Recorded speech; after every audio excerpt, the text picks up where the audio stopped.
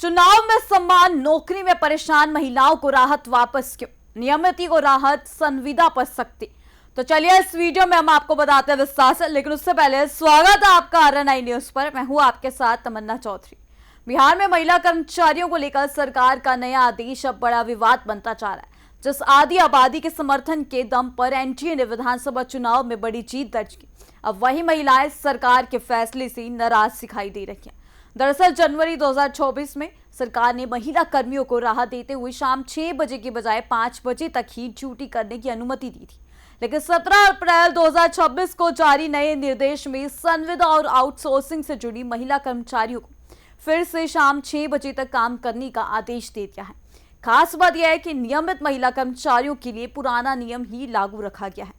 इसी को लेकर भेदभाव के आरोप लग रहे हैं, तो वहीं महिला कर्मियों का कहना है कि सरकार एक ही दफ्तर में काम करने वाली महिलाओं के बीच अलग अलग नियम लागू कर रही है, जिससे असंतोष बढ़ता जा रहा है। बिहार सरकार के नए आदेश ने महिला कर्मचारियों के बीच नई बहस छेड़ दी है। सवाल उठ रहा है कि क्या एक ही दफ्तर में काम करने वाली महिलाओं के लिए अलग अलग नियम बनाए जा सकते हैं। जनवरी 2024 में सरकार ने सभी महिला कर्मियों को राहत देते हुए शाम 5 बजे तक ही ड्यूटी करने का प्रावधान किया था।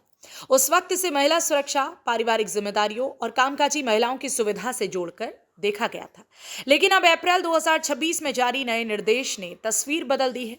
सरकार ने संविदा और आउटसोर्सिंग के जरिए काम करने वाली महिला कर्मचारियों को फिर से शाम 6 बजे तक रुकने का आदेश दे दिया है, जबकि नियमित महिला कर्मचारियों के लिए पुराना नियम बरकरार रखा गया है।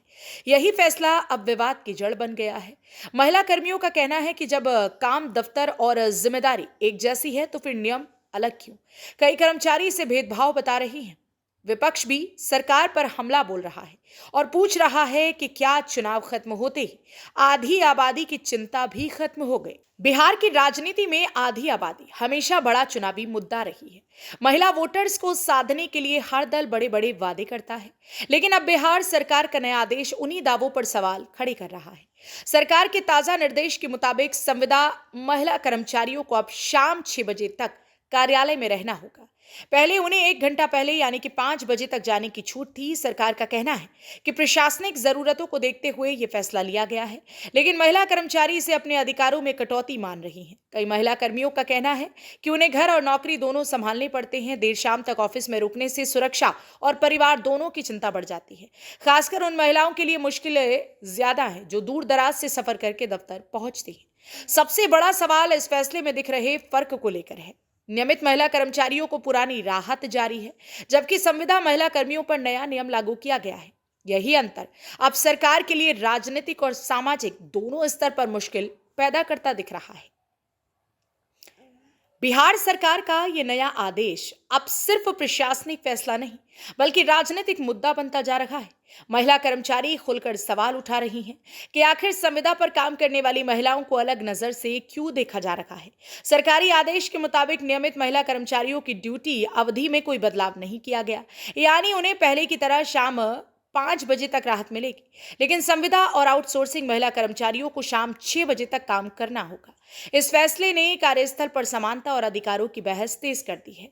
महिला संगठनों का कहना है कि सरकार को महिला कर्मचारियों के हितों को ध्यान में रखते हुए फैसला लेना चाहिए था। उनका तर्क है कि संविदा महिला कर्मियों की आर्थिक और सामाजिक स्थिति पहले से ज्यादा चुनौतीपूर्ण होती है। ऐसे में उन पर अतिरिक्त बोझ डालना उचित नहीं है। वहीं राजनीतिक गलियारों में भी यह मुद्दा गरमाने लगा है। विपक्ष सरकार को घेरते हुए कह रहा है कि चुनाव के समय महिलाओं को सम्मान और सुविधा का वादा किया गया था, लेकिन अब उन्हीं महिलाओं पर सख्ती की जा रही है। आने वाले दिनों में ये मामला और तूल पकड़ सकता है। बिहार में महिला कर्मचारियों के वर्किंग आवर को लेकर उठी यह बहस अब सिर्फ ऑफिस टाइमिंग तक सीमित नहीं है। सवाल बराबरी, सम्मान और संवेदनशीलता का है। अब देखना होगा कि सरकार महिलाओं की नाराजगी को कैसे संभालती है और क्या इस फैसले पर दोबारा विचार करेगी।